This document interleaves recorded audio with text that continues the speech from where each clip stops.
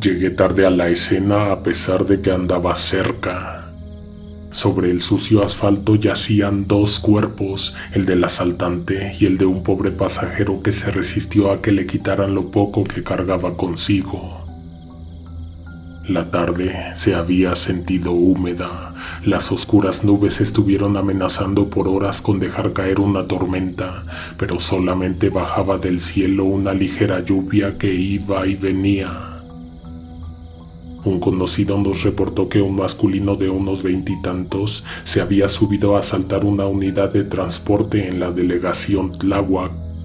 Como uno de los viajeros se resistió al asalto e intentó bajarse, el ratero le descargó 2 tiros mortales. Al saltar del vehículo, un judicial que viajaba en la unidad por fin se decidió a sacar su arma, se levantó de su lugar y se asomó por la ventana. Desde ahí apuntó y certeramente ultimó al asaltante. Según testimonios de quienes presenciaron el asalto y la disputa, ambos sujetos, el pasajero y el ladrón, murieron al instante. Antes de que pudiéramos comenzar a documentar fotográficamente el caso, una muchacha salió de una tienda de abarrotes con una sábana en manos, misma que momentos después colocó sobre uno de los cuerpos para cubrirlo de la lluvia, pero también de las miradas morbosas. Alguien más puso una veladora encendida a un lado del desafortunado pasajero. Ante los pies del occiso, una muchacha de rodillas lloraba en silencio. No era su familiar, pero siempre coincidían en el camión. A veces se iban platicando, se conocían de mucho tiempo, según nos contó. Uno aprende a quitarse la pena en este tipo de trabajos, así que le pedimos a la joven que nos permitiera tomarle fotos al sujeto para documentar la nota, para ayudarle a la policía con su investigación, como muchas veces engañosamente les decimos a los presentes. Ella no quería que levantáramos la sábana que cubría al cuerpo. Sin embargo, otro colega de un medio independiente que llegó casi a la par de mí, sacó un billete y se lo ofreció. La chica solamente se levantó y caminó hacia la tienda sollozando. Cuando mi compañero quiso levantar la manta, encontró que el hombre tirado en el suelo con sus manos muertas la estaba agarrando con fuerza, para que no lo destaparan, para que no lo expusieran, para que no le tomáramos la foto.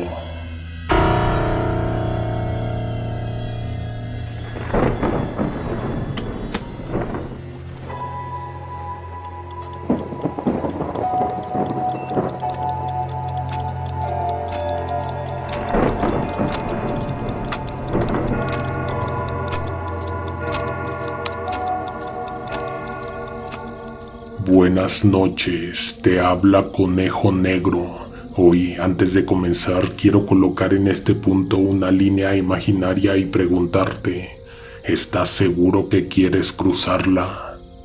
Lo que viene a continuación podría resultar bastante perturbador para gran parte de la audiencia. Te presento 3 historias que nos cuenta un fotógrafo de nota roja, una persona que documenta los más escalofriantes crímenes y accidentes. Cuando nos pusimos a redactar lo que escucharás esta noche, se nos agotaron los adjetivos que pueden sustituir a la palabra macabro. Por esto mismo se recomienda no escuchar a solas. Cierra los ojos y que venga la oscuridad. Cuando entré a la escuela de periodismo, nunca me imaginé que terminaría viviendo de capturar en fotografía los momentos más escalofriantes de un accidente, o de una riña, o de un asalto. He visto demasiadas cosas en las calles, pero también en casas que por fuera parecen lugares armoniosos y acogedores. Al principio de mi carrera no creía en lo paranormal, ni en los fantasmas, ni en la brujería, pero este trabajo me abrió la mente. Instaló horribles pesadillas que imagino que ni tú ni nadie de tu auditorio ha tenido, y espero que no tengan jamás. 1. La ambulancia me recogió. Ellos siempre avisan con poca anticipación cuando van de camino al lugar del accidente y no esperan a que uno salga a la calle. Hay que estar preparado en todo momento para cuando pasen saltar al vehículo. Sí, muchos de nosotros llegamos al lugar junto con la ambulancia. Es un acuerdo que conviene a ambas partes.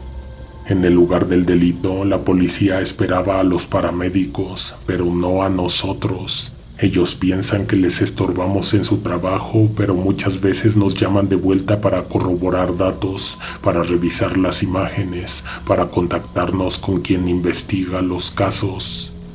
A diferencia de otros lugares, los vecinos no habían querido salir a las calles a ver lo que ocurría. Únicamente se les veía asomados por los ventanales de sus casas. Estábamos en una cerrada, en una residencial donde las pronunciadas cuestas difícilmente lo dejan a uno llegar caminando. Tan pronto llegué y me acredité, me hice paso al interior de la casona. Lo que me topé a continuación me pareció que jamás antes había visto. Para empezar, la casa parecía estar abandonada. Su amplio patio estaba escondido entre crecidos arbustos y descuidados pastos. Había un angosto camino empedrado, una fuente hasta el tope de verdosas aguas y un pórtico sucio y deteriorado. En el camino, más o menos nos habían adelantado detalles de lo que encontraríamos al interior de la casa, pero cualquier cosa que se nos hubiera pasado por la mente distaba enormemente de lo que veríamos al cruzar la puerta de entrada. Las paredes de la residencia estaban tapizadas con periódicos, no cualquier tipo de periódicos. Todos hacían referencia a horribles crímenes como los que mis compañeros y yo nos dedicábamos a retratar. Algunos se me hicieron familiares, otros me sorprendieron pues pertenecían a periódicos de otras entidades, algunos de ellos incluso a otros tiempos bastante lejanos. Los espacios se hallaban vacíos de muebles, pero poblados con fardos de ramas, cuantiosas pacas de varas secas acomodadas verticalmente. Sobre unos cuantos recortes de periódico había gruesos símbolos dibujados con un líquido oscuro, marrón. El sitio parecía haber sido decorado para una casa de sustos, sin embargo, nada de ello era utilería. Todo lo que veían nuestros ojos era real, demasiado real. Encontramos osamentas, armas, bolsas llenas de materia en descomposición. A donde voltearas existía algo horrendo y escalofriante, digno de ser retratado para la portada del periódico. Una de las cosas que más me impactó e impresionó fue un cuarto que encontramos en el segundo piso, de camino a la verdadera escena del crimen. Era una pieza con un techo bastante alto, un espacio completamente vacío. Lo extraño estaba plasmado en sus paredes. Cada centímetro de estas estaba cubierto de huellas rojas de manos abiertas, incluso en las partes más altas y en el techo. En las esquinas perduraban unas cuantas veladoras todavía encendidas, lo que me dio a entender que lo que estaba a punto de encontrar al fondo de la vivienda había ocurrido esa misma mañana. En la pieza principal los muebles habían sido aventados a los costados para mostrar en el mero centro los restos de una figura de paja. El olor al interior de la pieza era insoportable. Se había percibido en toda la casa, pero en menor cantidad. No obstante, al ver bien qué era lo que lo provocaba, mi estómago dio un vuelco. Un hombre de paja había sido incinerado al interior de la recámara. Pero eso no era lo repugnante. En su interior había restos humanos diseccionados y colocados dentro de la estructura que los contenía. Lo más difícil de ver era el rostro. Se había pasmado en lo que quedaba de él una expresión dolorosa, como si la separada cabeza hubiera agonizado mientras ardía en llamas. Tomé más de 6 rollos de fotografía. Si hubiera llevado más, también los habría agotado. Estuve bastante tiempo en la escena sin la supervisión de ningún oficial, lo cual me ponía de nervios, no solo por tener semejante barbaridad a mi alrededor, sino porque luego escalan las situaciones. Me ha tocado ver que el homicida vuelve por algo que olvidó en el sitio del crimen. Había otro llamado en el sur de la ciudad, por lo que al tomar la última foto me dispuse a salir. Ni bien había atravesado el patio de la residencia, escuché un espeluznante crujido a mis espaldas. La única manera en que puedo describirlo es como si la casa entera se hubiera estremecido de pavor. Caminé hacia la esquina de la cuadra, tratando de sacudirme de la mente las cruentas imágenes que también habían quedado registradas en la cámara. Buscaba con la mirada un taxi, cuando de pronto 2 agentes de la policía me tomaron de los hombros y me hicieron volver a la casona. ¿Qué hizo? ¿Qué vio? Entrégueme la cámara. Además de retenerme por un largo rato en la banqueta frente a la casa, me llevaron al ministerio a interrogación. Resulta que poco después de que abandoné el domicilio del violento crimen, los policías regresaron a la escena y ya no encontraron al hombre de paja. La investigación se complicaría luego de la desaparición del cuerpo o cuerpos que había dentro de la estructura parcialmente incinerada. Luego de unas horas me dejaron libre, pero retuvieron mi equipo de trabajo. Me quitaron la cámara, los lentes, los rollos y nada de ello me devolvieron. Si se me hubiera ocurrido llamar a un abogado, tal vez otra historia estuviera contando. Tal vez el mundo se habría enterado de lo que sucedió en ese lugar, pero no es de extrañarse que cosas como esas nunca vean la luz. Te sorprendería conocer la cantidad de casos que nunca se divulgan, no solo por parte de las autoridades. A pesar de que la redacción siempre quiere ver sangre en las portadas, hay ciertos temas que ellos mismos censuran, que guardan para siempre en las bóvedas del olvido. Esas horribles portadas que aparecen retratadas en la mayoría de puestos de periódicos callejeros no son ni por asomo los grandes casos, los más crueles. También los lectores quieren ver horror y muerte, por eso las ediciones se venden como pan caliente. Aún así, creo que suceden muchas cosas que el mundo no está listo para conocer.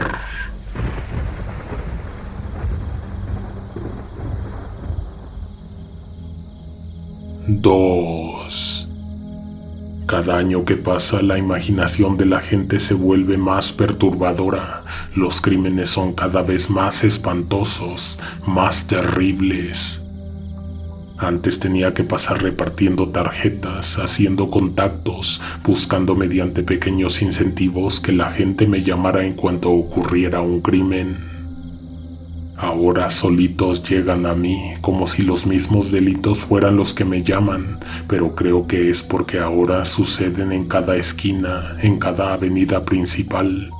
Pareciera que ya no se esconden del ojo público y de la luz del día.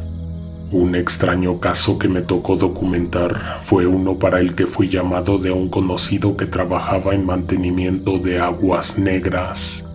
Flotando entre los pestilentes desperdicios, lejos de la orilla, apareció un cuerpo. Aquel hombre que me notificó, entre sus herramientas contaba con una lanza larga que se usa para atraer objetos voluminosos que salen a la superficie y así evitar que se tapen los ductos. Desarmada, la sacó de su cabina, la trajo al borde y la extendió. Intentaría mover aquello, acercarlo, posiblemente voltearlo para obtener las tomas más macabras. Creí haber terminado de tomar las fotografías necesarias desde los ángulos que me permitían las estructuras laterales del canal, cuando de pronto otro cuerpo emergió de entre los oscuros desperdicios. Aunque se trata de mi trabajo, ver ese tipo de cosas siempre provoca incomodidad. Siempre hace pensar en la historia de la persona y cómo terminó ahí.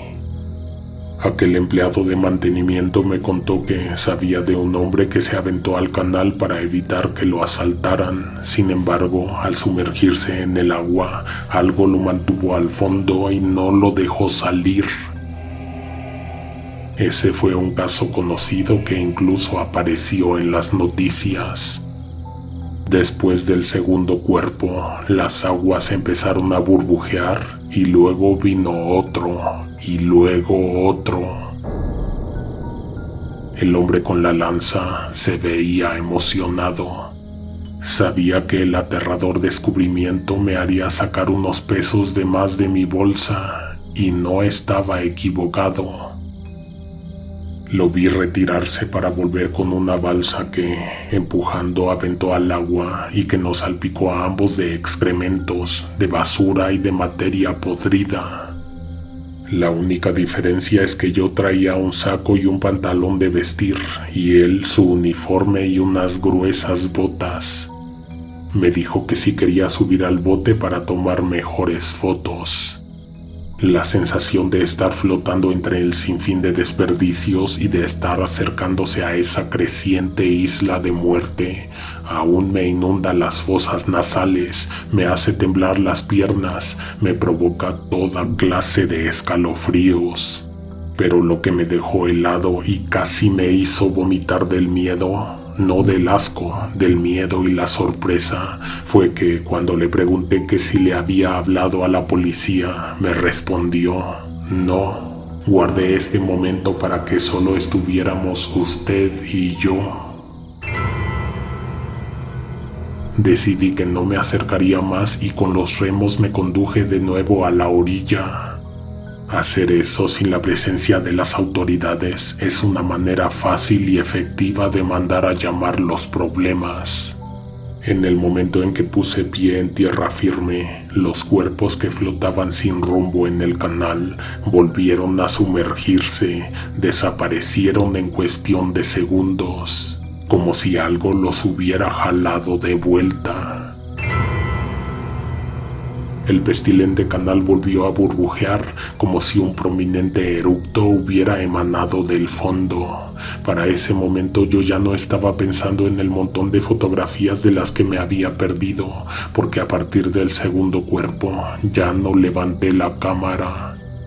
Cuando la policía acudió, estuvo horas buscando y yo estuve ahí también, esperando a que algo saliera, pero nada, absolutamente nada, apareció en el pestilente desagüe.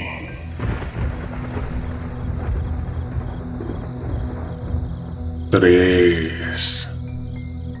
Luego de asaltar un negocio, salieron a máxima velocidad sobre la avenida Cuitláhuac. Un par de hombres menores de 30 años se pasaron un alto por ir escapando de la patrulla que les había salido al paso, pero no por el delito que acababan de cometer, sino por el límite de velocidad que venían rompiendo. Por esquivar un auto, perdieron el control de la motocicleta y se estamparon contra un poste. El vehículo quedó casi desintegrado, mientras que los ocupantes volaron por los aires varios metros. Llegué y encontré un espectáculo de gente. Los policías acordonaron la zona y pidieron a los presentes que se abstuvieran de fotografiar la escena, pero era imposible contener a la multitud.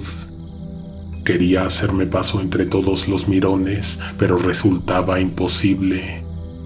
Para empezar a hacer suposiciones, todos se agolpaban lo más al frente que podían. Tampoco ayudaba que el botín había quedado esparcido por los carriles centrales de aquella vialidad. De pronto el mar de gente se retrajo, algunos tropezaron porque no se esperaban que quienes miraban desde el círculo más cercano a los occisos dieran varios pasos hacia atrás, asustados. Resulta que los cuerpos inertes giraron al mismo tiempo la cabeza y contemplaron a la multitud. No era posible lo que la mayoría había visto. El estado en que se encontraban no dejaba puerta alguna a que quedara en ellos el más mínimo aliento o atisbo de vida. Las fotos fueron horrendas, sin duda alguna, pero nada como lo que quedó en la memoria de la gente, en lo que no pudo ser retratado y ni siquiera descrito en las páginas del diario, del que sirvieron de portada.